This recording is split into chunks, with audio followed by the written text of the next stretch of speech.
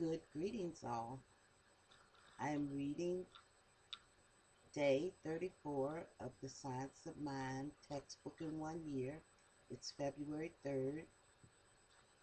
How we use the creative principle is the section. The chapter is entitled Soul.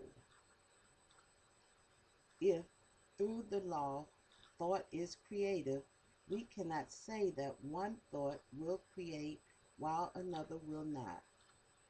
We must admit that all thought is creative according to the impulse, emotion, or conviction behind the thought. Our theory is that the medium is a universal, simultaneous presence in this present all live, and that whatever is known at one point in it is known at all points instantly.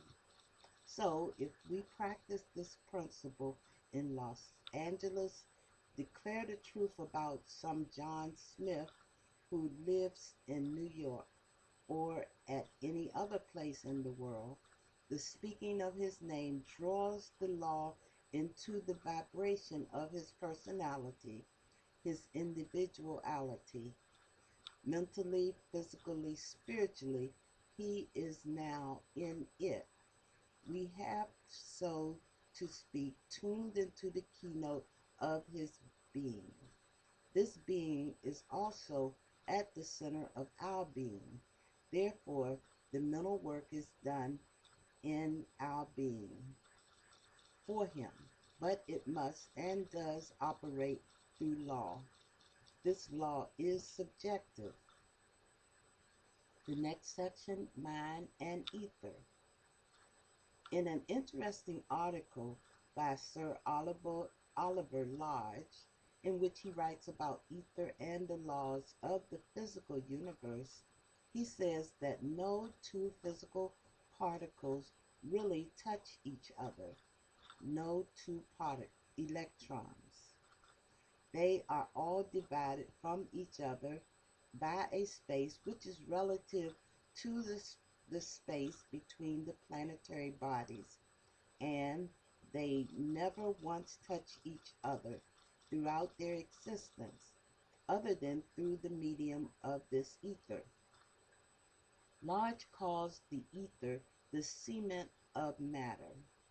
His theory is that just as the laws of attraction and repulsion, gravitation, adhesion, and cohesion operate through the ether, so there must be a universal mind that operates upon the ether, or upon mind, or that mind must operate upon mind through the medium of the ether, or perhaps the ether is mind. His conclusion is that mind and ether interact. We think of the ether of mind as a universal subjectivity, the soul of the universe, just as the ether of space is a medium for physical action, so this universal subjectivity is the medium for mental action.